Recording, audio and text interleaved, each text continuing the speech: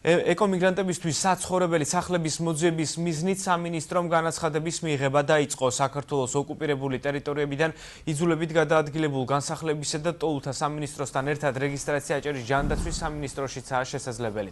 ეკომიგრანტებმა გეოლოგიური დასკვნა და პირადობის მოწმობების ასლები უნდა წარადგინონ.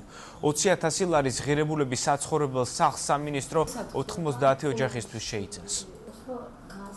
დღეიდან უკვე შესაძლებელია ეს განაცხადების შევსება მოხდეს ბათუმში ჩვენთან ჯანდაცვის სამინისტროში სტიქიის დაზიანებათა დეპარტამენტში.